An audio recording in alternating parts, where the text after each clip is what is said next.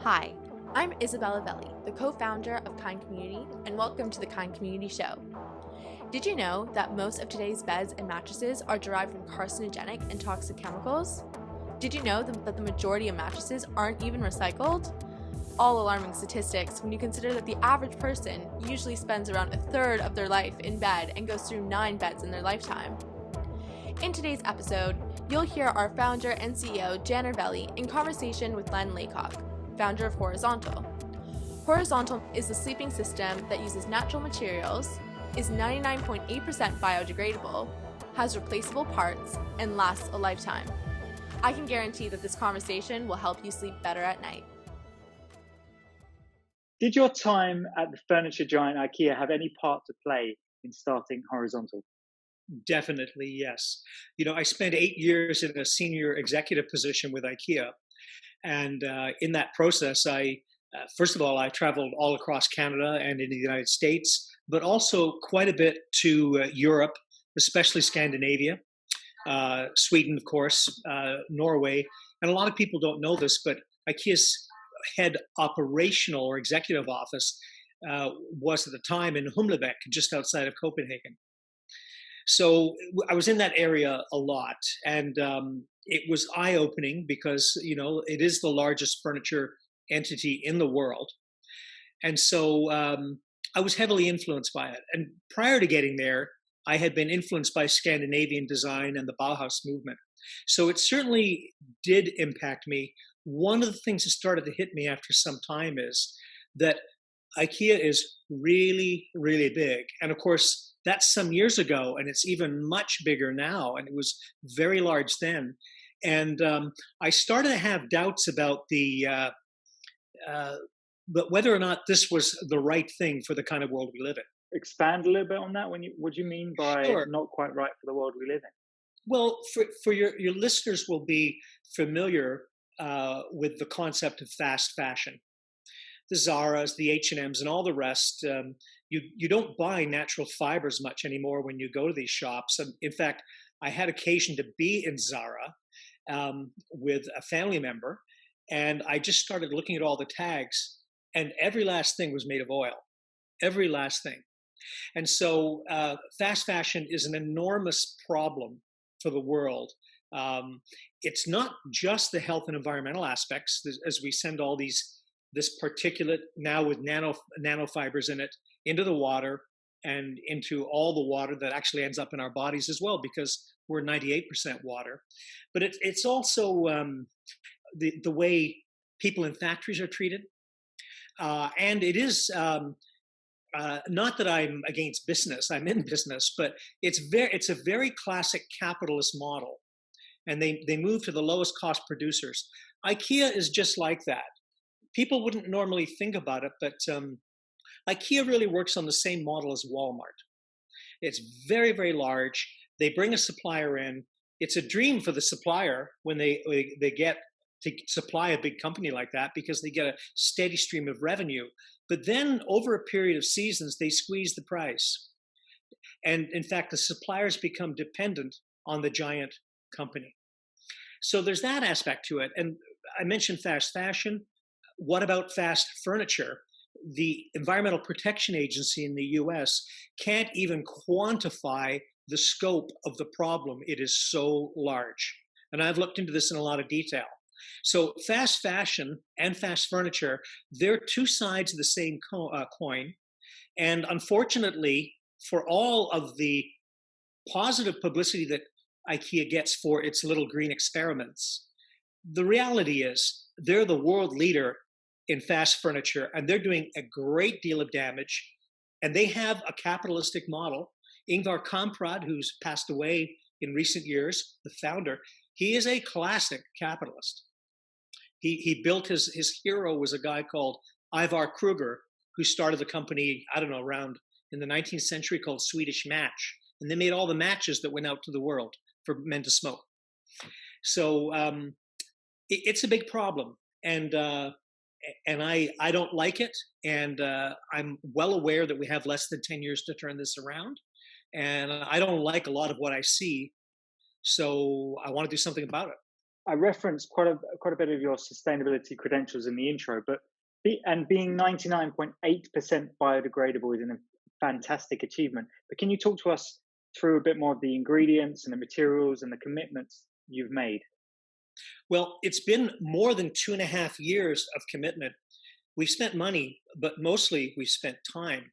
Because when you get down and you say, okay, how, in our case, a bed, a sleeping system really, how would you build and design and fabricate a bed that was going to be a good design and also not harm anybody?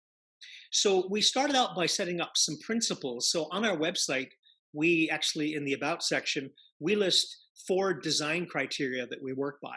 And amongst those, when people look at them, they'll see that the things we design and make shall not harm people now or in the future. So we're not going to rob from the future for today.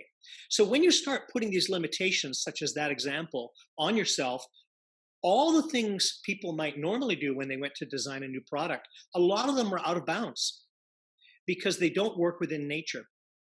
So for example, we had to decide which species of wood. That was a big decision. Then we had to decide, well, what's the finish on the wood? Well, we can't have polyurethanes. We can't have urethanes. These things are toxic. So we went back and we looked into the human past, and people used to finish wood in many cases in Canada, in Scandinavia, and in other countries by rubbing beeswax on the wood. And that's what we did, and it works absolutely fabulously. And so we had a little bit of baby oil with beeswax and worked it into the wood, and the wood's very good in the first place, but it seals it beautifully. There's no texture problems, and it's completely natural. So the bees now inadvertently work for horizontal.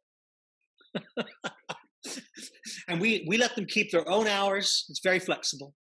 So we had to make decisions like that, and that's the foundational piece underneath the bed. And then when we came up into the bed, we thought, well, the slat system, which is very unusual. This we did not invent. I saw it in Austria, and a curious thing is there were 3 companies I found in the world, and I could not find a 4th, who used this double slatted system where the slats are flexible and they're mounted on like a pool noodle of natural latex. And I thought, why are there only 3 companies in the world? And they're all small companies. And I realized, well, it's a bit painstaking to make it. But when I tested that system, I realized, because I tested all the suspension systems there are, all of them, and I found this was far and away the superior choice for the human body. And I became very excited about it. And then I became very discouraged because we had to find a system to hold the slats together, because we don't want metal in the bed and we don't want glues. So we had to find someone who could knit these narrow bands of textile that had a double layer to them so the wood could pass through the textile.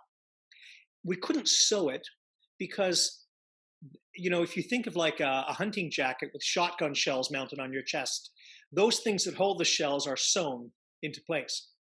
And that might be fine for shotgun shells, although I've never worn one. But for slats, you have to have the perfect amount of tension that allows you to slide them in, and then they have to stay there. So we had to go through well over 40 suppliers around the world: India, China, United States, Canada, UK, Germany, France, a couple of others, and until we found a company who could make this the way we needed it. And then it took 3 or 4 tries to get the characteristics correct. And we haven't even got to the top of the bed yet. So I won't go on, but we basically took an approach of having natural all the way through, and we were shooting for 100% biodegradable. I guess we failed. We're at 99.8. But we decided to be very precise about it and measure it very carefully so we know what we have left to do. And it's not much. My take on this is if I can sit here in North Vancouver And granted, I have connections in industry. There's no doubt about that. But if I can conceive, test, make models, prototypes, cooperate with, as we did in our case, with the Advanced Wood Sciences Department at the University of British Columbia, very advanced, very bright thinking people. But if I could do that and start at 99.8, what's the problem with the rest of the bed and mattress industry in the world? What's the excuse? And not only that, what's the excuse indeed for the Zaras, the H&Ms, and all consumer products? There isn't any. There are solutions. They are possible. They're absolutely doable. We just need people who are prepared to do it. Can you expand a little bit more about the competitor products in this space? Well, so we perceive anybody selling a sleeping product as a competitor, but there is a natural space right now, and there are a number, quite a number actually, of small companies that typically work with natural latex, or they work with coconut fiber called core, which oftentimes is turned into like a mesh with latex over it. We have run into most of them and met a number of them directly, and I know they're doing the best they can, and respect to those who are doing a good job. Who's doing a good job? In the United States, out of Ohio, there's a company called Naturepedic. The Amish people actually assemble the beds, and they do a pretty good bed, no doubt about it. But when we looked across the range of these things that are quasi-natural or natural, what we found was, one is that many people aren't as natural as they claim. So there's a fair amount of greenwash going on, which sometimes is overt and sometimes is just they seal their lips and don't say. So you get, for example, a fairly well-known company out of Los Angeles called Avocado. They're not selling where I live in Canada right now, and they make a pretty good green bed, but they don't tell the customers that they have a bed they call a vegan bed, because they don't put wool in it.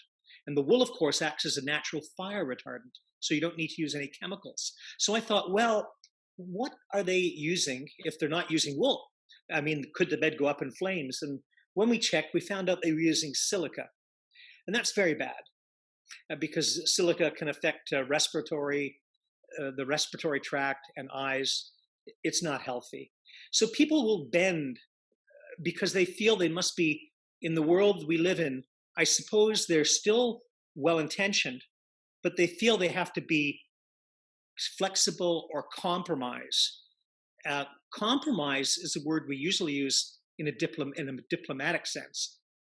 And sometimes we think compromise means you're not flexible or maybe you're rigid. But we decided no compromise. It's going to be as good as we can get it, all the way down the line. There were also some other people, like, for instance, there's Hestons and Duxiana out of Sweden who make very expensive beds, far more than ours. Hestons is arguably among the most, if not the most expensive bed in the world. Your British listeners would know brands like Hypnos and Vispring, for example. Good products.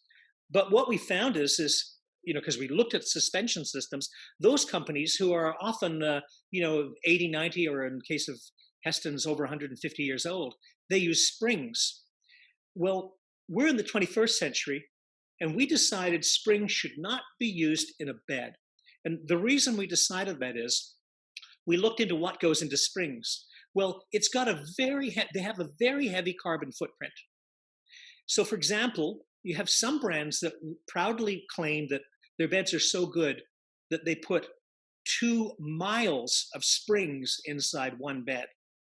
That's a lot of metal.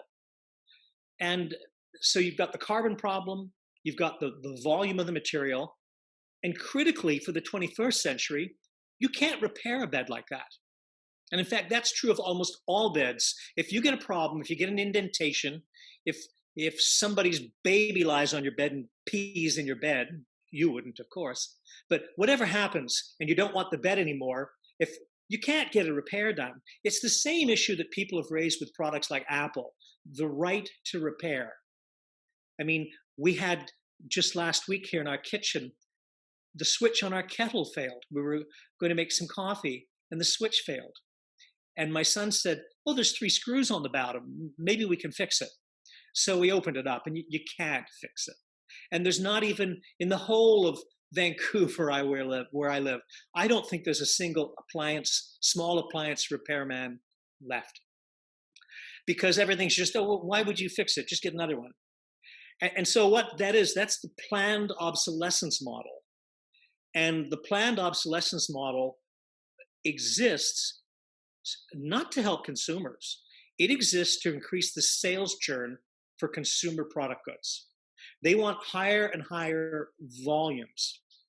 So if we put that in the bedding context, it's particularly dark.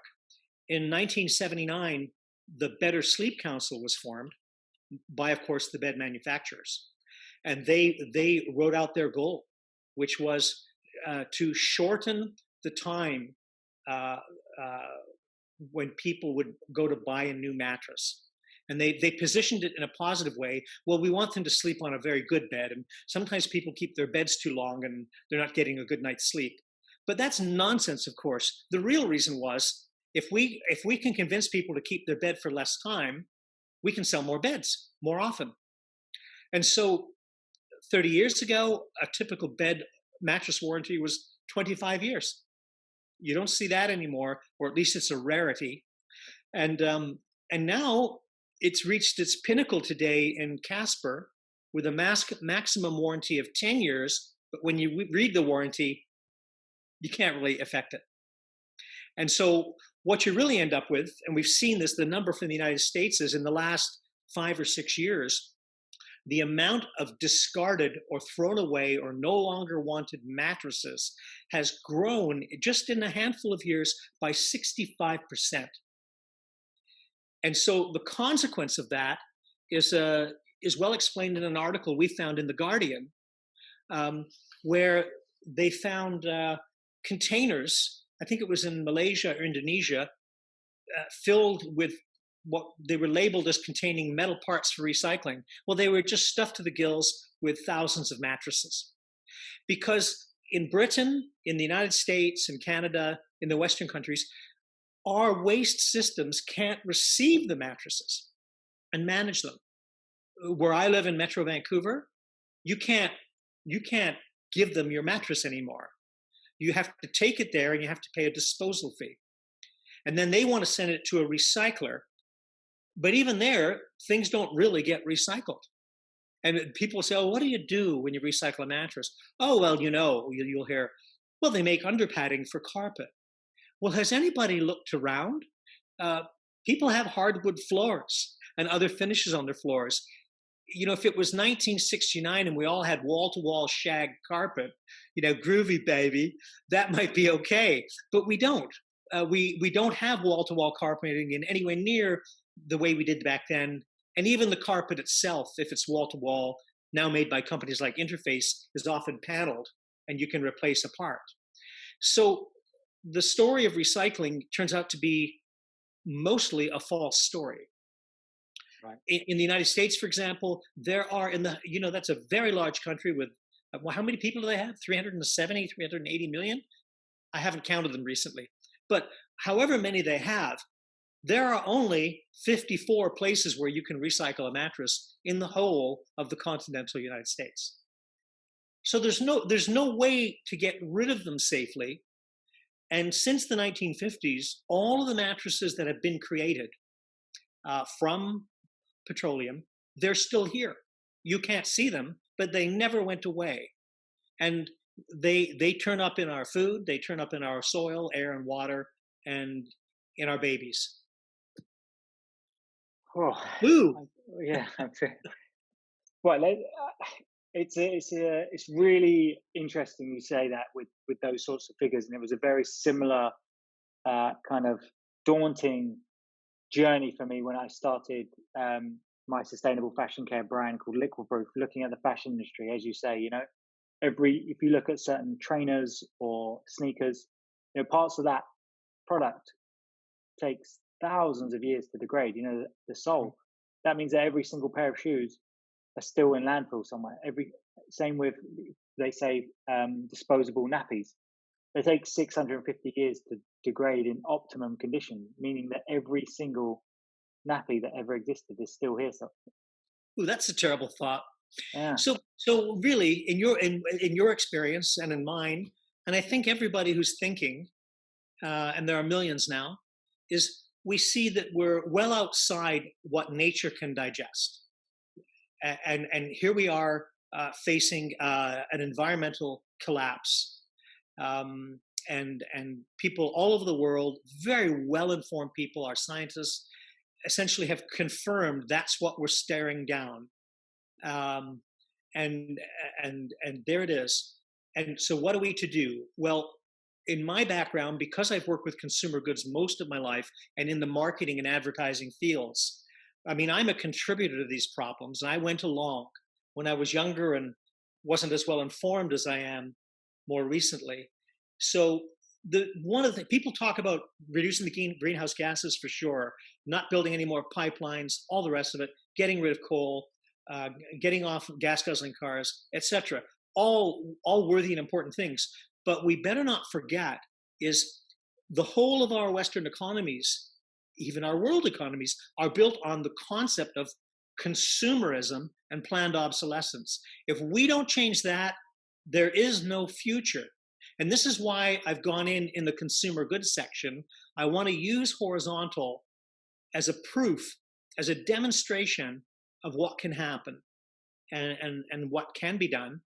And once we get it going, we hope to drop the price further, and make it more and more accessible as we go.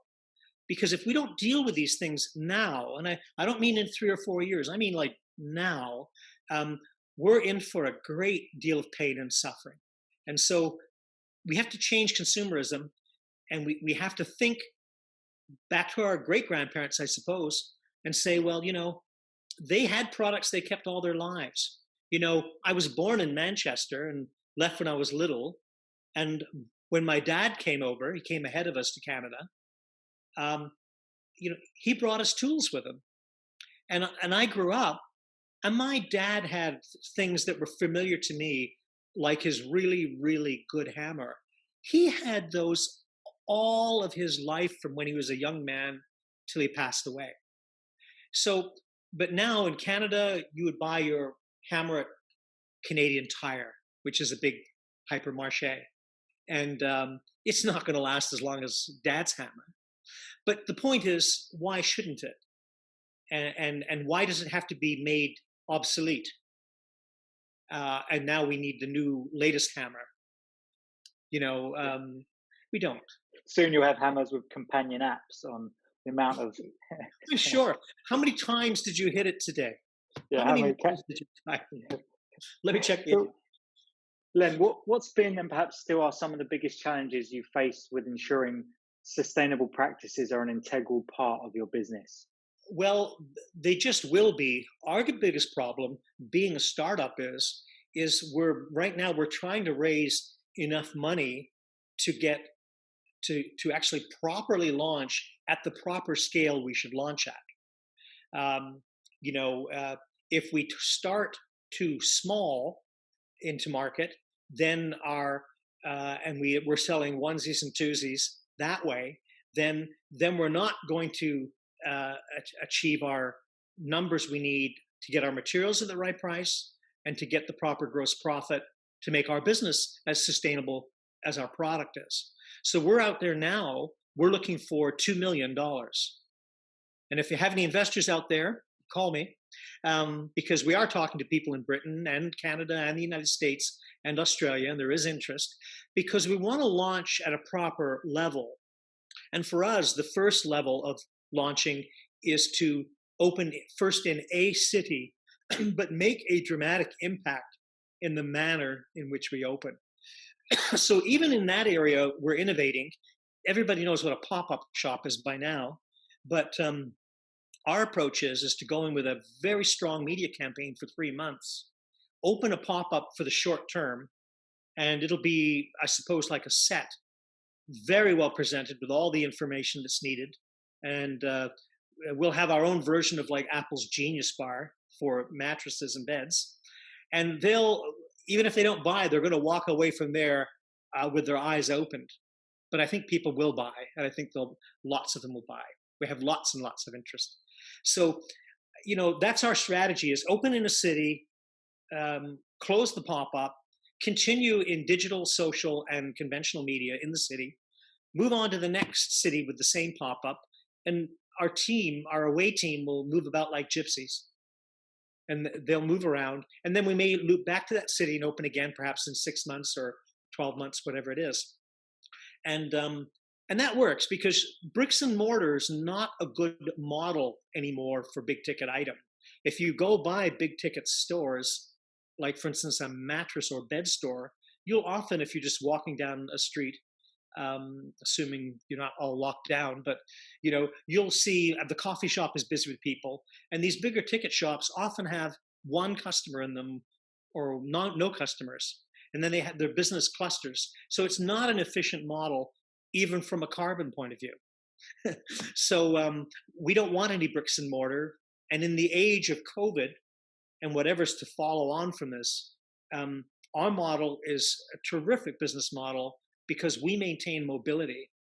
And if we're planning an opening in Los Angeles, but the prognosis there is their COVID situation is going to be looking grim, then we'll pivot and maybe we'll go to Salt Lake City or Chicago or Toronto.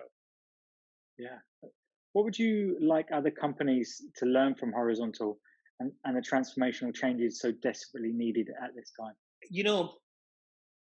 Learn. I don't know what they know or don't know, depending on who we're talking about. I think it's hard to be an adult today and not know about the climate problem. So I would like people not to be complacent and not to go on as usual, whether they're in business or whether they're just a consumer who has some regular job and business isn't at all interesting to them. Just we can't go on as we are going on. But every single day when I look into the world, we are going on as if it wasn't going to happen. And I suppose there's a kind of collective insanity at work here. And I just read a book. It was a little heavy read. It was quite a thick thing. It's called The Master and His Emissary, and it's written by a Scot called Ian Gilchrist. And the first half of the book was a tough slog because it was very academic and scientific. And the back half of the book, he really explained how in all his years of studying the human brain, he thinks that the human brain isn't a constant thing, it's an ever-evolving thing, and that people, broadly speaking, are losing their ability to see the big picture. And that's a right brain function. And we're far more left brain. And we like our digital solutions, and they're all left brain.